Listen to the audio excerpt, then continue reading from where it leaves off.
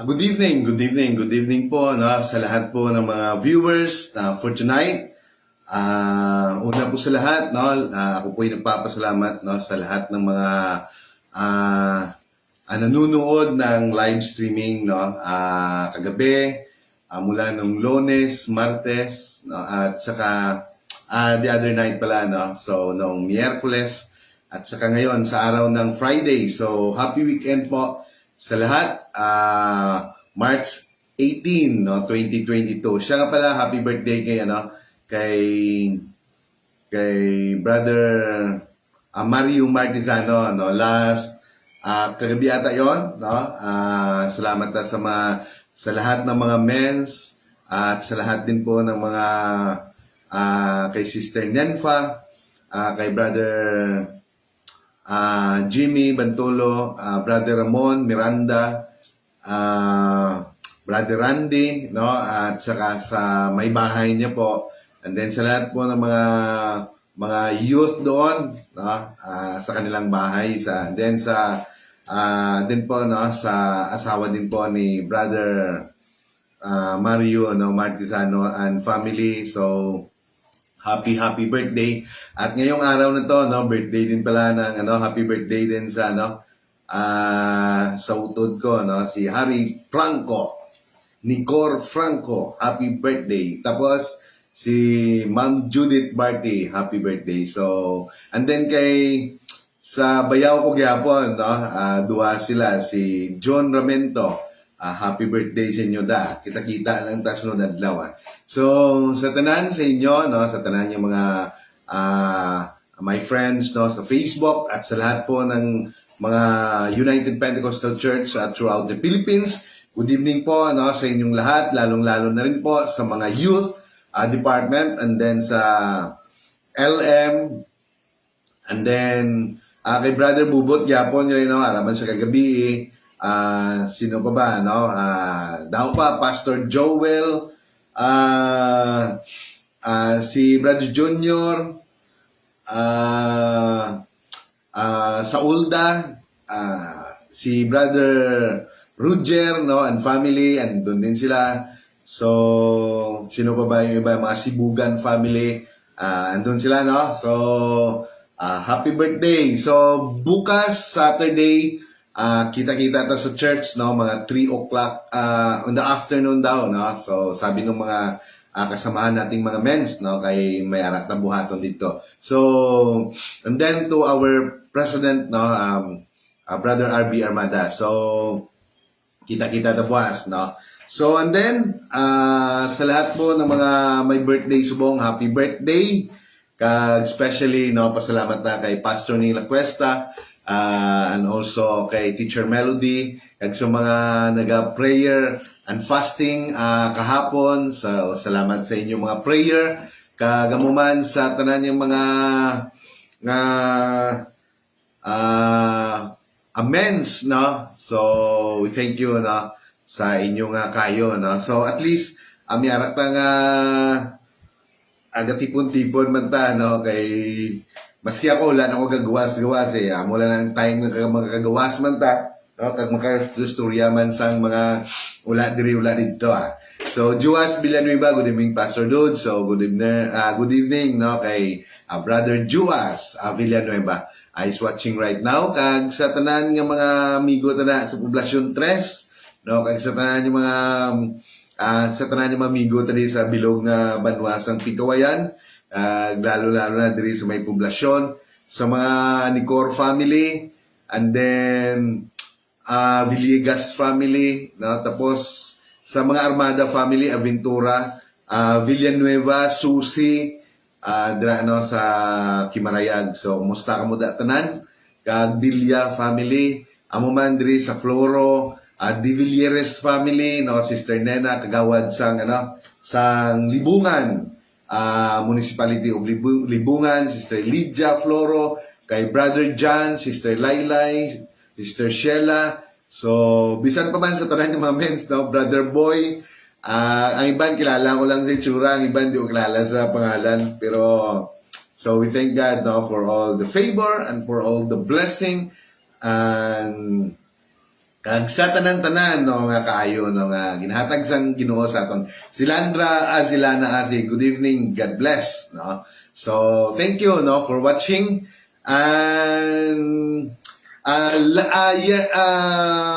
other night no ang aton nga topic, it is about yung last topic natin na tinake up natin. It is about the men who walk with God or being righteous no in the eyes of God. So sila no ni Seth, ni Enoch, and then ni Noah. So, dito na po tayo sa life ni Noah, kung bakit po nagkaroon ng flood.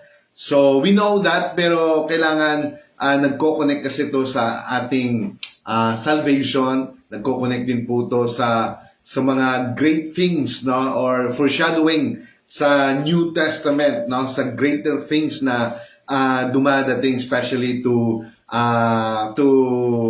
the grace of God, because it is by the grace of God why Noah saved hindi lang siya but even his family. So salamat tayo sa word of God, salamat tayo sa mga kaayo sa Ginoo nga ginahatag sa aton, most especially yung wisdom, kasi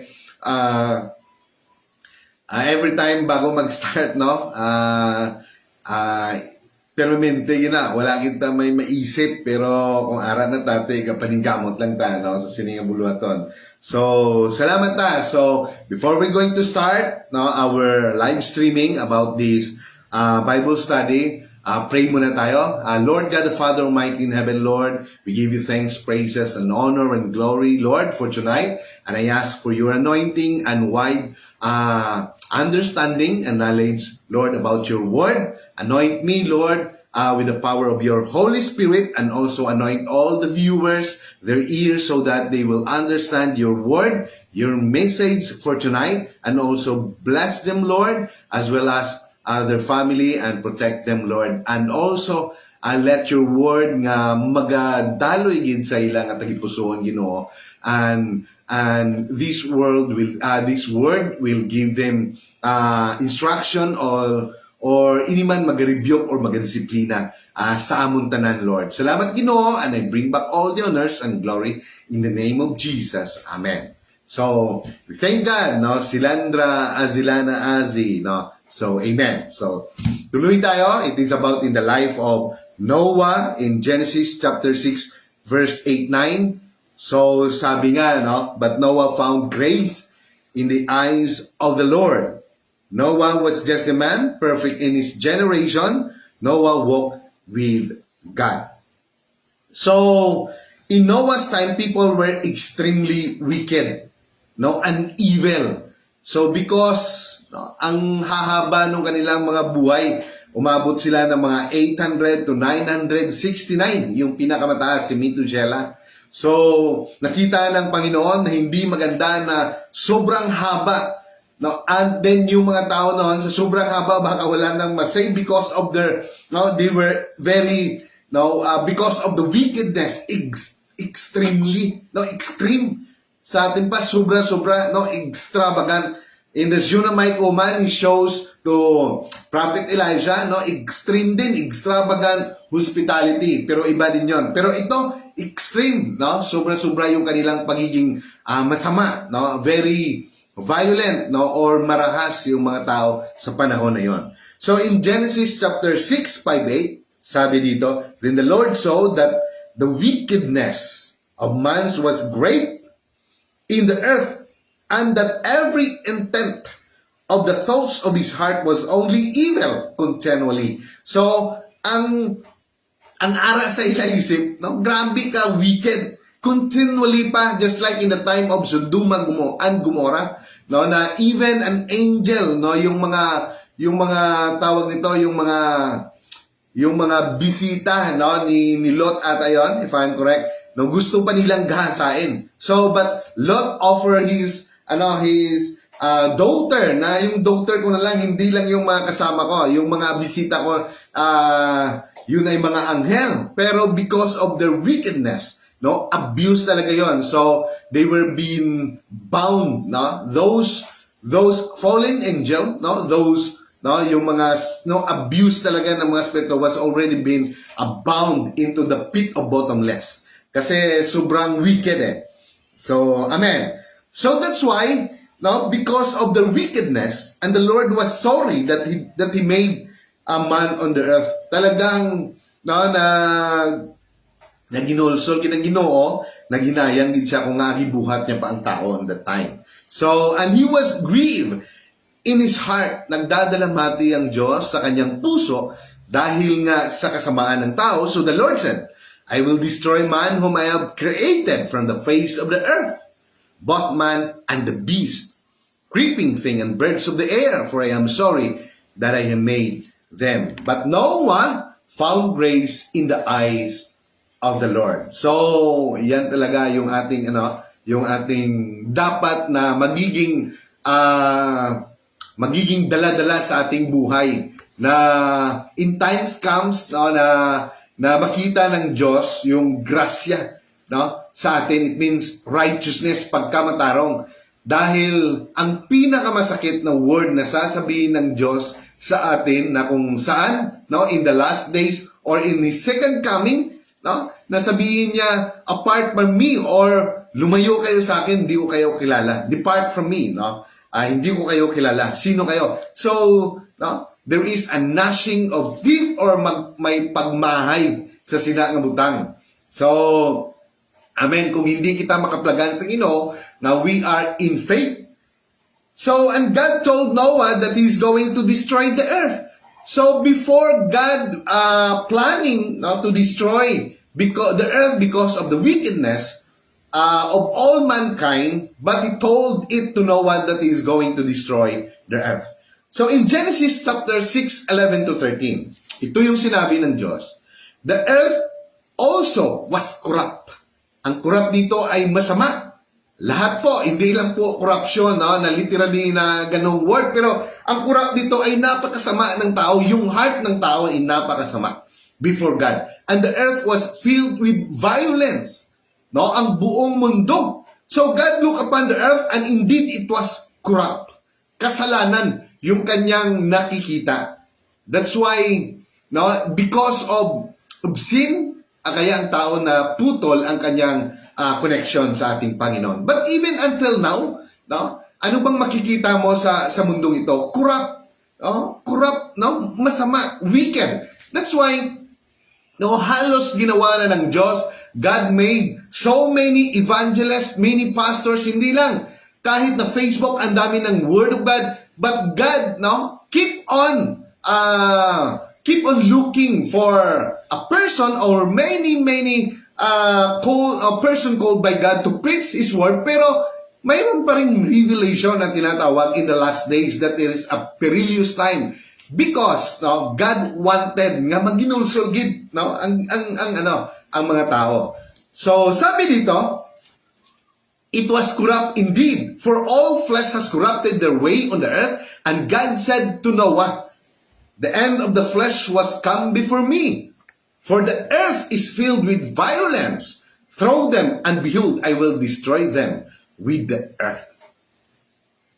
So, at yan po ay nangyari talaga. The righteous family preserved. So, ito na pong ginawa ni Noah, ng ating Panginoon, because of Noah. So, the righteous family preserved. God told Noah to build an ark. Amen. So, Genesis chapter 6, 14, 16, Joshua mabandos kabantong. So, good evening, Pastor. Ug sa tanan ng mga viewers, praise the Lord. So, make yourself an ark, sabi po ng Diyos, of gopher wood. Make rooms in the ark and cover it inside and outside with pitch. So, nung sinabihan po ng Diyos, ng ating Panginoon si Noah, mayroon pong instruction na tama talaga yung sukat, yung haba, yung width ng ark, kung ano yung design. Kaya nga, in this time, because God wanted to destroy the earth with flood, pero mayroong instruction kung paano niya i-save si Noah. So even in our time of grace, ganun din. No? We need to be sensitive, or to hear the instruction clearly, na talaga yung instruction ng Diyos through grace, through our Lord Jesus Christ, is about repentance, baptism, and to receive the Holy Spirit. So, ganun po, ganun din po. The ark here is just a symbol of our Lord Jesus Christ, who enter, sila po, na 8 lang sila who enter in that ark was been saved. So, ganun din, in our Lord Jesus Christ, whoever wanted to enter in His presence, or because He is the way, the truth, and the life, whoever believe in our Lord Jesus Christ will be saved also. And as being faith and believe, we should obey His commandments. Mayroon talagang action. Faith without deed is dead. So, tuloy tayo. Darating tayo dyan. In Hebrew chapter, you shall make a window of ark, and you shall finish it to a cubit from above and set the door of the ark it inside. Its side, you shall make it with lower, second, and third decks. In Hebrew chapter 11, verse 7, by faith, Noah being divinely warned. So, hindi lang po yun basta-basta na warning, but it is a divinely warned by God of things not yet seen. Kaya nga sa Hebrew, 11 verse 1 ba yun? Ang definition ng faith, na kahit ng bagay na hindi mo nakikita, pero talagang naniniwala ka na andyan, na talagang titulado na hawak mo, that is faith. So siya, sumunod siya sa Diyos, have faith and obedience, sumunod siya sa instruction ng Diyos, kahit na hindi niya nakikita na magkakaroon ng flood. Amen? Kasi noong panahon yun, wala namang ulan. Only the mist na nagbibigay ng mabasa, yung ma-filled ng water, yung earth, yung lupa. It is only through mist.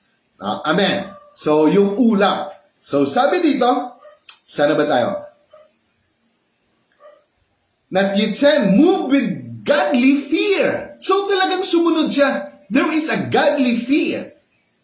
Prepared an ark for the saving of his household, by which he condemned the world and became heir of the righteousness, which is according to faith. So, sumunod siya according to faith. So, walang may nagsasalita sa kanya, walang may nagsabi, sunod lang siya for 120 years. Bago dumating yung flood, Noah keep on preaching and telling all the people to repent because magkakaroon ng flood. Pero they mock him, they insult him, talagang tinawanan siya ng mga taong nakapalibot sa kanya. So tuloy tayo. Again, we see the principle of God's mercy. Before God telling Noah, before he do such thing about the flood, that he will going to destroy the all humanity sa sinakang panahon, pero nandun talaga yung mercy. Nandun talaga yung principle of God's mercy. Mayroon talagang siyang inalaang mga panahon para ang tao makaprepara pa. Sabi niya, we see the principle of God's mercy, yung awa niya, which always appear before He passes judgment. So, bago siya mag-judge, andyan muna yung kanyang giving a chance, yung mga tao. But Noah did not keep the plan of salvation to himself.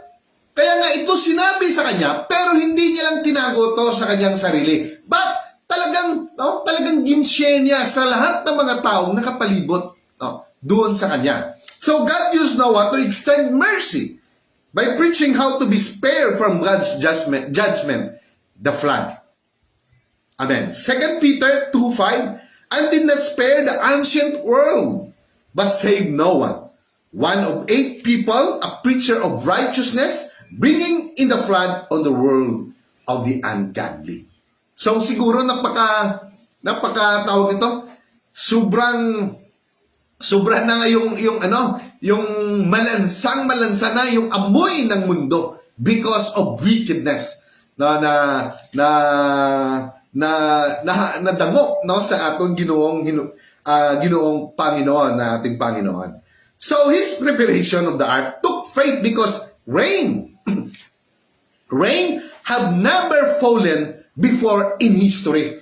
So wala pa silang, paano ka naman, paano naman yung mga palibot, paano sila talagang sumunod because wala nga silang nakita ang ulan eh. Now, his preparation of the ark took faith because rain had never fallen before in history. Sa kanilang buong buhay, hindi nila naranasan yon. So in Genesis chapter 2:5-6, before any plant of the field was in the earth, and before any herb of the field had grown, for the Lord God has not caused it to rain on the earth, and there was no man to till the ground. Kag wala gid sang tao nga mag-obra, no? sang lupa, no? Amen. But a mist went up from the earth and watered the whole face of the ground. So it is the mist, yung ulap, yung hamog, no? O ginatawag natin, yung nagabigay ng tawag nito, nagabigay ng mabasa yung tubig. So one time nga nung nandun pa ako early in the morning, doon galing ako sa Lampake, nung nakita ko yung clouds, hindi pa na-put up yung mga lilies, no? So nakita ko yung clouds na napakakapal. Pero when nandun na pa ako, no, pababa na po ako, no, sa lilis, no, diyan. Yung mist, no, maramdaman ko hanggang sa Kimarayag. Napakaganda ng creation ng Panginoon on that time. Talagang nandun yung sea of clouds na galing po sa dagat Galing po sa dagat, papunta po dyan. Dyan umiipon yung clouds. At dyan bumabangga sa may akir-akir. So, sa agkir-agkir, no? Amen. So, tuloy tayo. So, many people say, all we need is faith to be saved or just believe. Amen. It's not God's way nor God's plan of salvation. So, akala natin, this plan of salvation, because of our faith, because of our belief, akala natin tayong gumagawa niyan. No. Nagkakaroon tayo ng faith because of hearing the Word of God. Nagkakaroon tayo ng faith because of His presence. And it is because, most important thing, Word of God talaga. Diyan na-develop, diyan na yung level ng ating faith, nagkakaroon tayo ng matibay na pundasyon because of keep on hearing the Word of God. Amen. So, we are so blessed kahit na hindi natin nakikita yung mga pangyayaring ito, no? Amen. Especially the gospel about the story of our Lord Jesus Christ. 2,000 years ago pa yan nangyari. But because of the blood of Jesus that been shed, no? Every word, every letter of this Holy Bible, kaya buhay. There is a covenant with blood, now for this. Kaya buhay siya through our faith. Now, at because of faith, we believe and then we put it in action. Kasi mahirap pag mayroon lang tayong faith, na all the knowledge is there only in our head, pero hindi tayo mag-take ng action. So wala din. So, it is very important talaga yung salvation, yung faith na yon. Because of what? Because, alam natin na kagaya nga pabalik-balik tayo na ating sinasabi na this life is just only temporary. So, kaya nga, alam natin, on the 6th day, God give the breath of life sa yung lupa na pinorma niya. So, this life that is within, in our body, in our inner being, is came from our God. So, talagang may panahon, darating yung panahon, na kukunin niya talaga. So, this body will going back to the dust. Ganun lang kasimple. Pero, habang tayo nagbubuhay, nagpapasalamat tayo sa Diyos dahil gusto niya na maangkin natin, na maramdaman natin yung pagmamahal niya through His favor and blessing to us. So, tuloy tayo. So, yung question, everyone believe in God in the Bible, obeyed Him. So, lahat naniniwala, So, yung question, what saved Noah? Ano ba ang nakapag-save kay Noah? What is the grace of God? Now, was it the grace of God for warning Noah? Dahil ba sa grasya na nagkaroon ng divinely, or what we call, sinabi dito, mayroong divinely warned, or warning, divine warning yung Diyos sa kanya. So, and then the fact that Noah built an ark. So, the answer is, no, both. No, dalawa po yun. Because if God didn't tell him, and if Noah would not have built the ark, he would have died. So, kaya tayo, kung naniniwala tayo, we need to take an action. No? Kailangan, we have to step, no, on that salvation na tinatawag, na plan of salvation na tinatawag natin according to the Bible. So we receive God's gift of salvation by responding in faith. So yung faith na yon, no, it's just only an faith because we hear the word of God. That faith is an active faith. Buhay yung faith na yan. Faith and obedience. So some say that all we need is faith alone to be saved or just believe. But the true sign of faith is obedience. So ang true talaga na simbolo or sign ay yung mag-obey ka na tinatawag na active faith. Noah had to believe first, but then he also had to build an ark. It is important for us to believe in God and obey Him. So napaka-importante talaga na talagang magkakaroon tayo ng faith and then gagawa tayo ng paraan. We have to step, no? Kaya nga nung nalaman ng Diyos na ang mga in the fourth watch, alam ng Diyos na halos hindi sila makapunta doon sa gilid ng dagat because there is an opposing wind doon sa sinasakyan nilang bangka.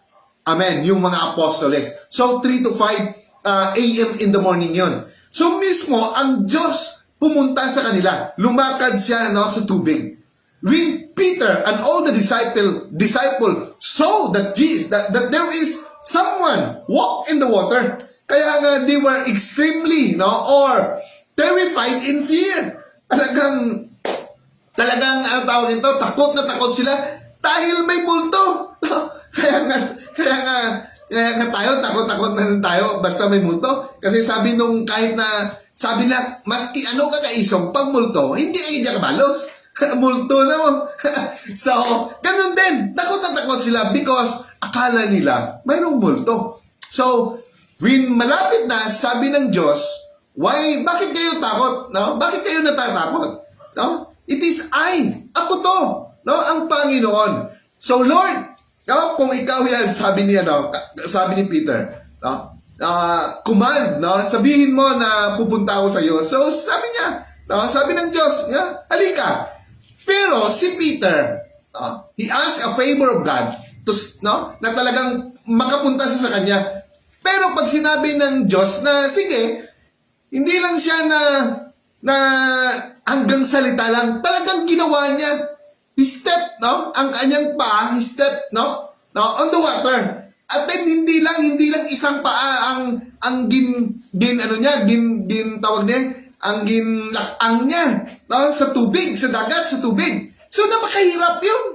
Napakahirap yun na gawin mo yun. Pero hindi lang isang paa, kundi dalawa talaga. And then he walked in the water because of faith. Wow, no? Kaya nga yun ang faith eh. Hindi kaya nun, no?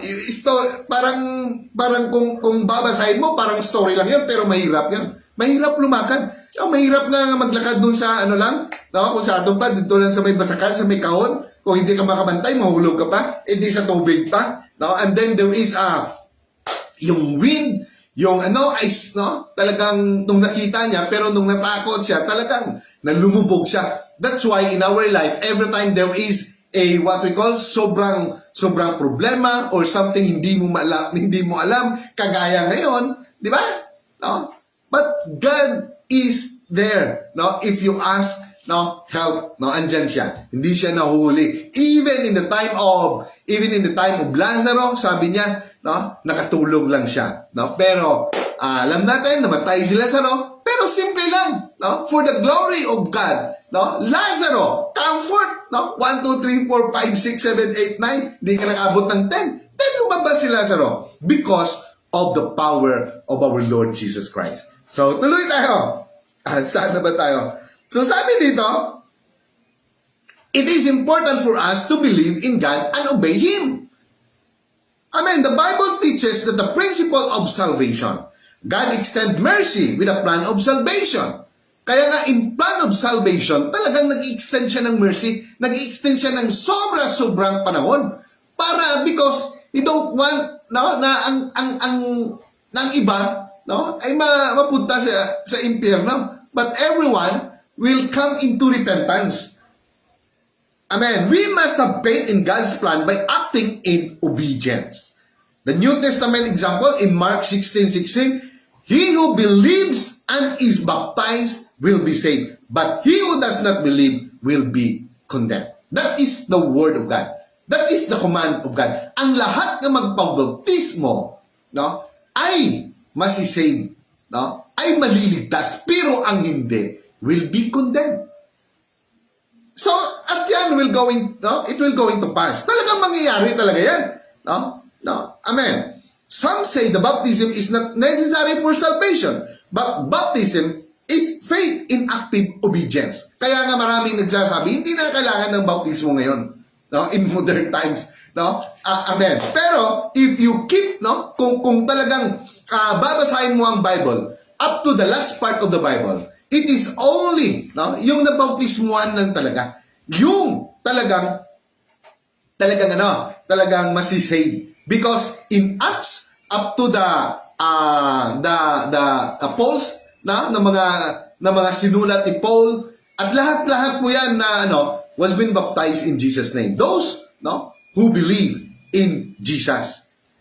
Amen. So some say that baptism is not necessary for salvation. Pero baptism is faith is in active obedience. So sabi dito, in Acts 21, chapter 2, verse 21, says to call on the name of the Lord to be saved. So how do we call on the name of the Lord? So yung answer, Acts 22:16, state to call on the name of the Lord in baptism to wash away sins. Call the name of the Lord. So sino yung pangalan ng ating Panginoon? No, in Acts 2:38, it is the name of Jesus. Amen. So true faith is obedience. So yung totoong faith ay yung talagang mayroon kang action. Faith and action always go together in every biblical salvation plan. More than belief is required to be saved. Amen. In Hebrews chapter 5 verse 9, and having been perfected, he became the author of eternal salvation to all who obey him. In James 2:14-20, what does it profit? Ano ba ang ginansya? No? Kung sumunod tayo sa utos ng Panginoon. No? Amen. My brethren, if someone says she has faith but does not have the works, pero sabi dito, kung mayroon naman siyang faith pero wala naman siyang work, no? Hindi naman siya sumunod, no? Can faith save him? Yung faith, no? Hindi siya masasave faith alone. If a brother or sister is naked and destitute of daily food, and one of you says to them, depart in peace, be warm and filled, but you do not give them the things which are indeed for the body, what does it profit? Pero, kaya nga sabi nila, one of the pastors sabi niya, kung naawa ka man lang, no? Kung meron ka man, no, meron ka mang blessing pabor, pero naawa ka dun sa mga kapatid mo, especially those who are less fortunate, pero wala ka namang may ibibigay, wala din. No? Huwag ka na lang maawa, kasi wala ka rin may ibibigay. No? Although, no? Kung meron ka, no? Amen. Pero sinasabi ko, ano ang magiging ginansya? Ano magiging profit doon? Kung wala ka namang maibibigay. Amen. There's also faith by itself. If it does not have works, pag hindi mo tatrabahuin yung faith na yun, hindi mo susundin, no? Yun po ay patay. Amen. Your faith is dead. But someone will say, you have faith and I have works. Sabi po sa James, show me your faith without your deeds, without your works. And I will show you my faith by my works. You believe that there is one God. No? Naniniwala ka na isang Diyos. No? You do well. Even the demons believe and tremble. So kahit na ang demonyo ay naniniwala na ang Diyos ay isa lang. They believe. and tremble. But do you want to know, O foolish man? Pero sabi niya, gusto mong malaman, no? Foolish o foolish man, or no? Ibig sabihin na buwang-buwang, no, nga tao, that faith without work is dead. So, ang faith na walang action ay patay, ay walang mangyayari sa buhay natin. That's why God is always keep us on telling each and every one of us that we should obey, we should repent and be baptized in the name of Jesus Christ for the salvation of remission of our sin, for eternal life. That is only God offer, at wala namang bayad yan. Amen. Walang bayad yan. No? Amen. So, ano bang importante? In our life, we do such things talaga sa mga anak natin. Bibigyan sila ng magandang, we work, no, para mabigyan ng magandang buhay, no, lahat ng mga gastusin ibibigay, and then, no, send to school, into high school, into college, secondary, tertiary, and even kahit na may trabaho, kahit na may mga asawa na, binibigyan pa rin because of our love. Pero, no, ganun din, no, sa ating faith. Hindi lang yun, because all of these things is just only, no, temporary. Everything will babalik lang sa wala. Sabi ni King Solomon, no, everything, lahat ng bagay under the sun is vanity of all vanity. So kahit ni sa Solomon, no, isang pinakamayaman, no, na kahit hanggang ngayon ay wala pa may makatupong, siya din, no, on the last day, part of his life, no, talagang ang presensya lang ng Diyos ang iyagid niya, naging puri or ang ging glory niya. Amen. So, sabi nga in James chapter 2 verse 24-26, you see then that a man is justified by works and not by faith only. Talagang we are justified sa aton mga buhat, hindi lang sa faith. No? Likewise, was not Rahab the harlot also justified by works when she received the messengers and sent them out another way? For as the body without the spirit is dead, so faith without work is dead. So kahit maski ano pa ang imong mabatian, how many times ba, 1,000 times na mabatian mo about the plan of salvation, kung hindi ka talaga maniniwala, wala ring pangyayari sa buhay natin. Kagaya ni Rahab, no, the harlot, isa siyang prostitute, pero nung mga espiya ng ang mga espiya on that time ng mga Israelites, no, tinago niya doon sa ibabaw ng kanyang sa bubong ng kanyang bahay.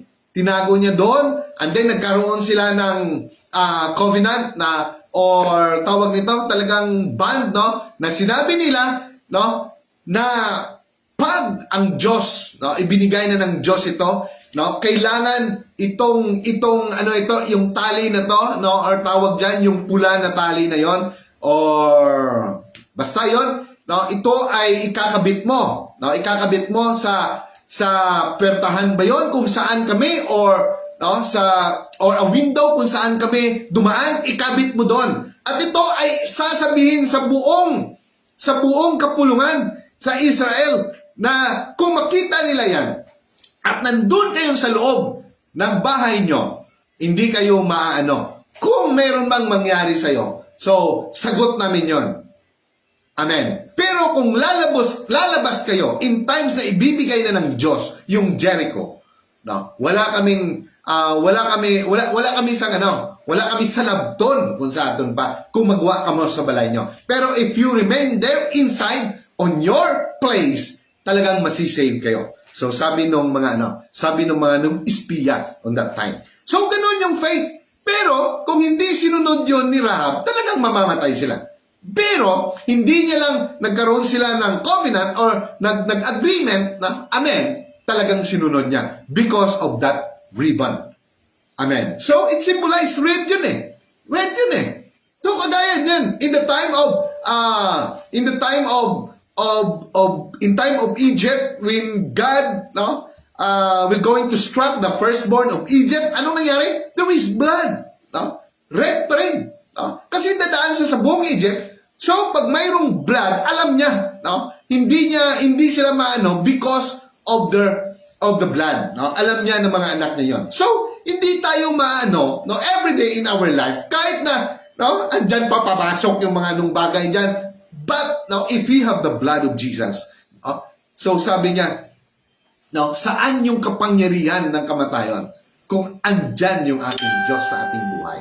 Kung andyan ang Diyos, no, sa ating buhay. So, sana ba tayo?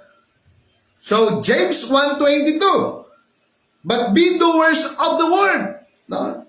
And not hearers only. Kailangan, no? Doers tayo, hindi lang tayo nagpamati.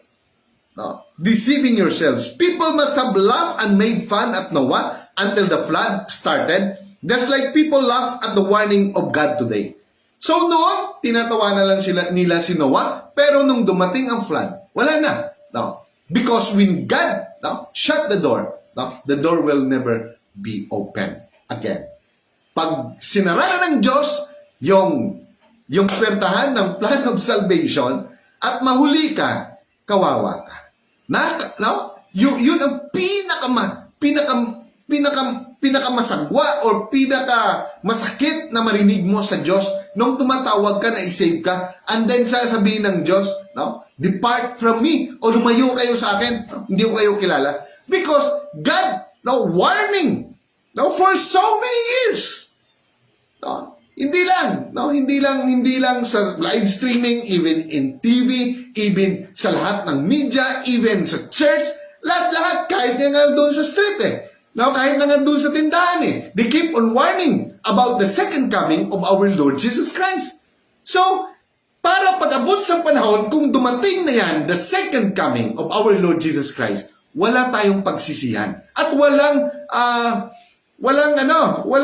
pagsisihan ng Diyos kasi ginawa niya lahat Amen. So, tuloy tayo. God destroyed all life on the earth, on the time of Noah.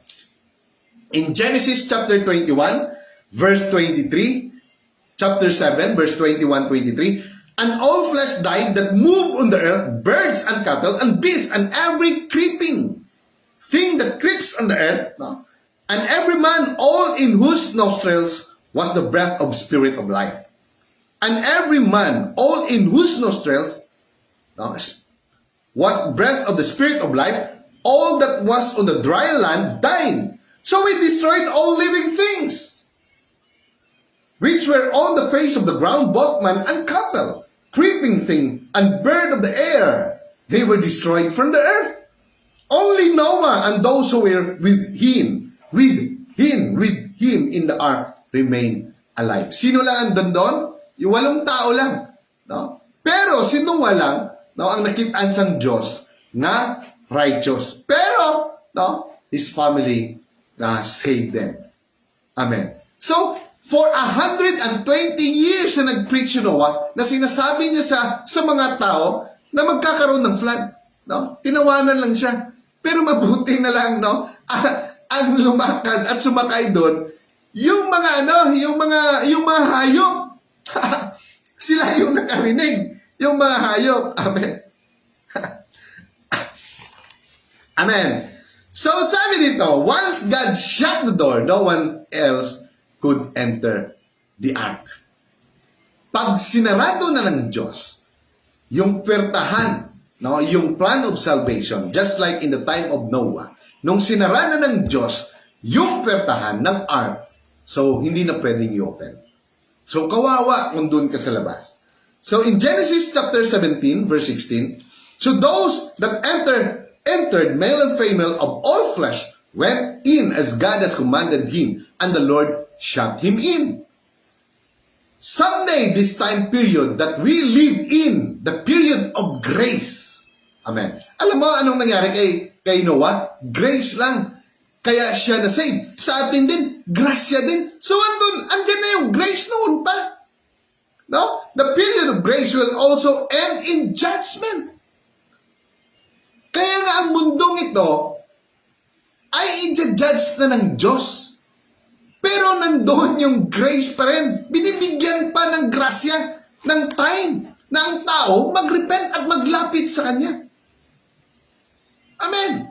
Tapos na ang storya ng mundong ito. Amen. God will shut the door and then it will be too late to receive salvation.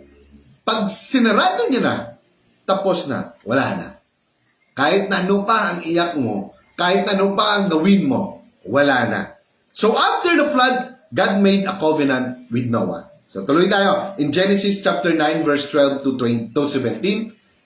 And God said, "This is the sign of the covenant which I make between me and you, and every living creature that is with you, for perpetual generation. I set my rainbow in the cloud, and it shall be for the sign of the covenant between me and the earth. It shall be when I bring a cloud over the earth, that the rainbow shall be seen in the cloud, and I will remember my covenant, which is between me and you and every living creature of all flesh. So the water shall never again become a flood to destroy all flesh. The rainbow shall be in the cloud, and I will look on it to remember the everlasting covenant between God and every living creature of all flesh that is on the earth." And God said to Noah, "This is the sign of the covenant which I have established between me and all flesh that is on the earth." So every time makita natin yung rainbow, that is a token, that is a sign na hindi niya na gagawin. That is a covenant between the earth, God and the earth, through Noah, na sa panahon ni Noah na hindi niya na magkakaroon yung flood ulit. So itong ano ang gagawin niya ngayon sa earth? It was already been ito ay naka-reserve na sa kalayo kag asupre.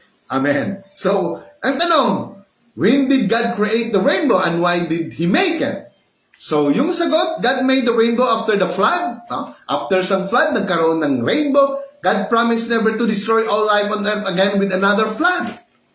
And gave a physical sign of His covenant promise, the rainbow. Every time a rainbow appears, every time na may rainbow mag-appear dra sa sky, sa kalawakan, it is a God's sign of His covenant with Noah. Wow. Just like kung mayara sang rainbow, pasalamat na because rainbow is a sign of peace. A covenant of peace. Amen.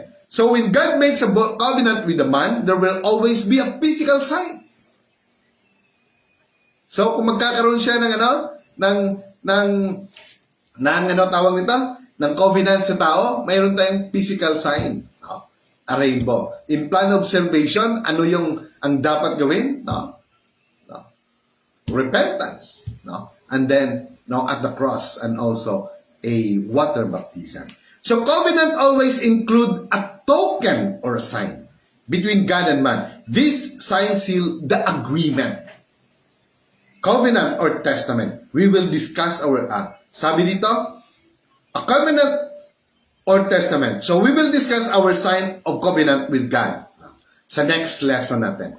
So, God then told Noah's family to multiply and fill the earth. So, after the flood, yun ang sinabi sa kanila, sa kanyang mga anak, at kanilang mga asawa ng kanilang mga anak na mag-multiply sila ulit. In Genesis chapter 9, verse 1. Amen. So, humankind judged. Amen. Humanity will be judged again in different manner. Its new covenant that God creates give mankind greater levels of intimacy with Him.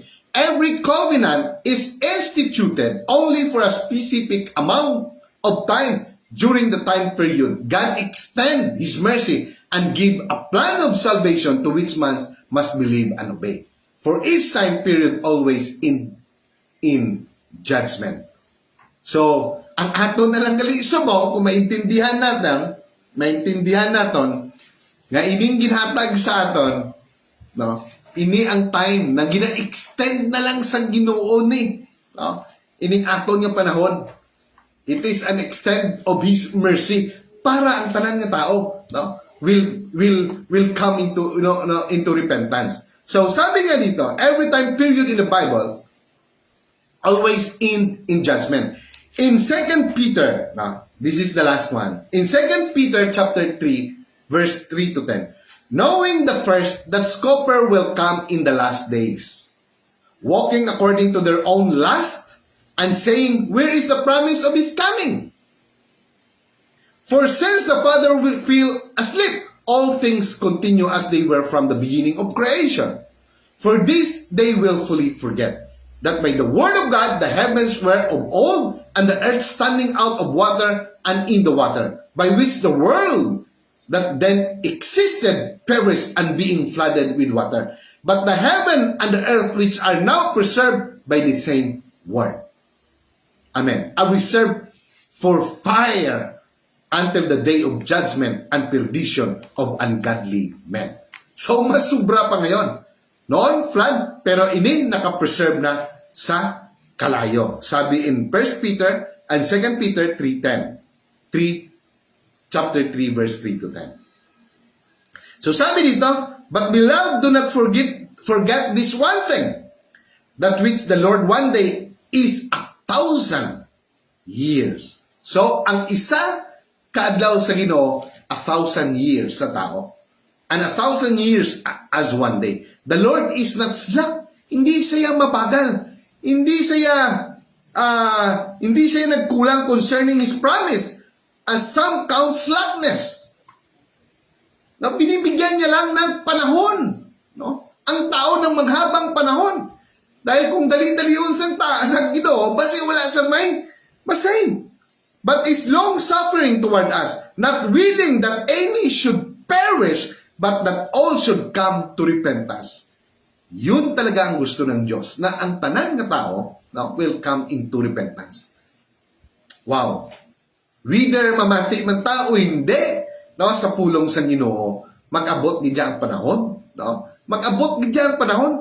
Gaabot gani nagatigulang ta, no? Baskin anon pa naton kasiling kung ano pa ang maabot naton nga achievement sa aton kinabuhi. Wala lang gyapon, no? Akala mo kung maabot mo na lahat, okay na, hindi lang gyapon, wala gyapon. So the only thing, no, that can fill in, no, yung kulang na yon is the presence of our Lord Jesus Christ. At nagkakaroon lang tayo ng peace ball kung andyan tayo sa Diyos. Amen. Sometimes nga, akala natin kung andun ang lahat sa atin, ay magkakaroon tayo ng security. Sometimes, kung andyan lahat sa atin, sometimes dyan din nababuffer. No? Sometimes yung isip natin, baka na lang pasukin tayo, baka hold upin tayo, baka kidnapin tayo. Di ba? So the only thing that we can have that peace of mind if the presence of God is in our life, is in our heart. Amen.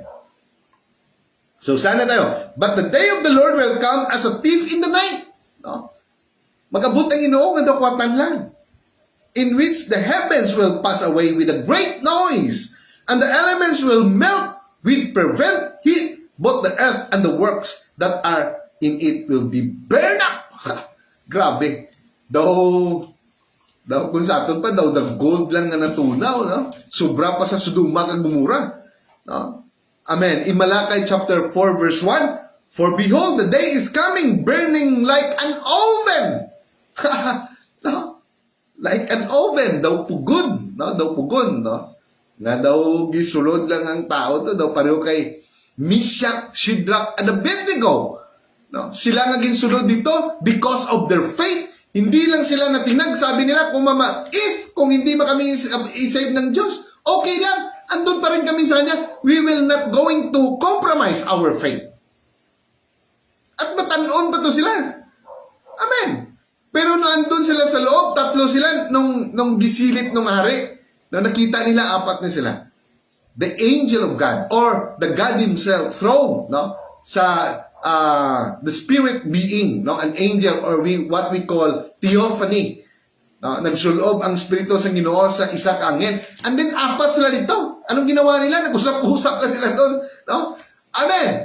Pero yung iba nga nagagatong dito ng patay pa, ganun ka init, ano pa, yun ang sabi, no, that this world, no, ano ang iya nga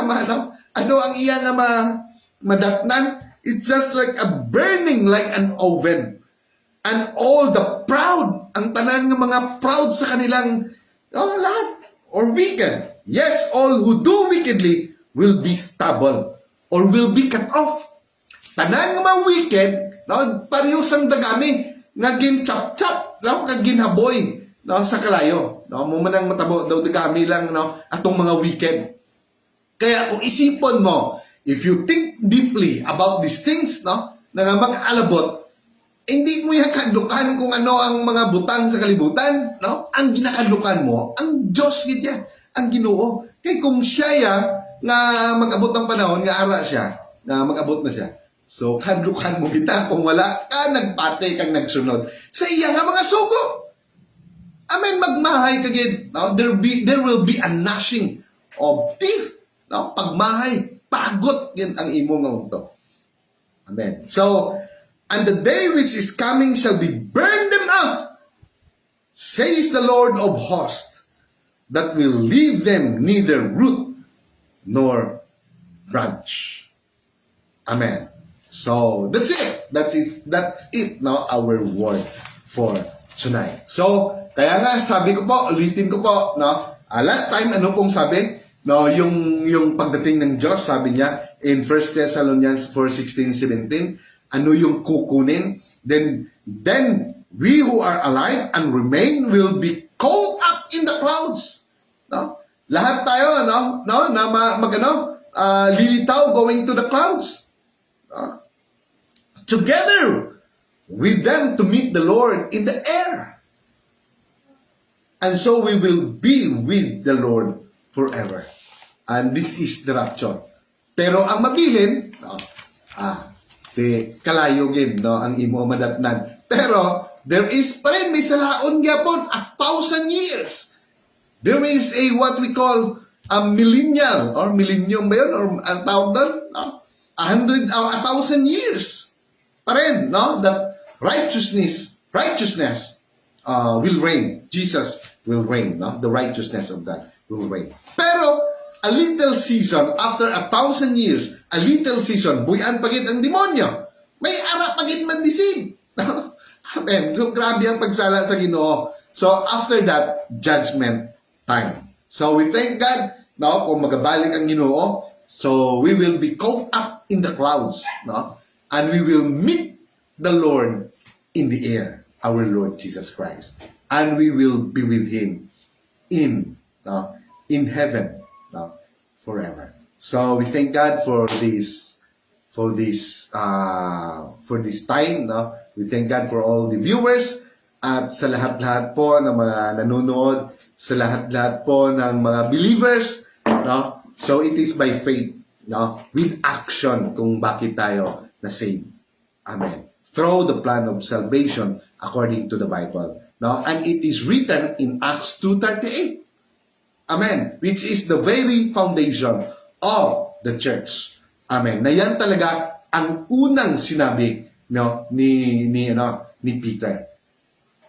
Kaya kung hindi natin sundin, sino ba ang nakauna na nagbautismo? Sino ba ang binigyan ng susi for this plan of salvation? Si Peter.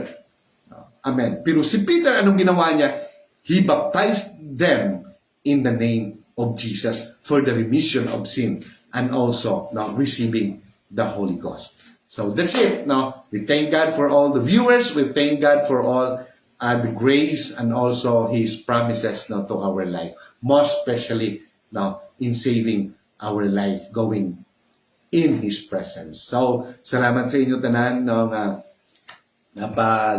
tanaw kagamuman sa lahat ng mga men, meron tayong meron tayong kita-kita tabas 3 p.m. in the afternoon. So, yun ang request ni brother Brother Randy Brother Ramon Miranda ni Brother Junior. So, parang may gawin ata. So, and then sa lahat ng mga youth, meron din, I think 10 a.m. in the morning, nagkakaroon po ng fasting, and then after that, magkakaroon ata sila ng mga Bible study din. So, thank God sa kaayos sa Ginoo sa ato niya kinabuhi for all this week So, kagpasalamat ta sa tanan yung mga banding, sa tanan yung mga blessing, sa tanan yung mga healing, sa tanan yung mga pabor, na grasya na naaton na ankon throughout this week. And we thank now for to our pastor who is very even nagkakaroon ng mga hectic schedule, no? Sa kanyang buhay, but still andyan pa rin, no, na nagpipray sa atin, no. Kasi kung tayo lang medyo mahina tayo, no, inaamin natin yan na medyo we thank God for the prayer on fasting, no, ng mga elders na talagang nagpipray sa atin. So we thank God, no, for your support and for your prayers. Thank you for Teacher Melody and also sa lahat ng mga youth and family. So, thank you and God bless and happy weekend sa lahat po ng mga viewers natin. God bless.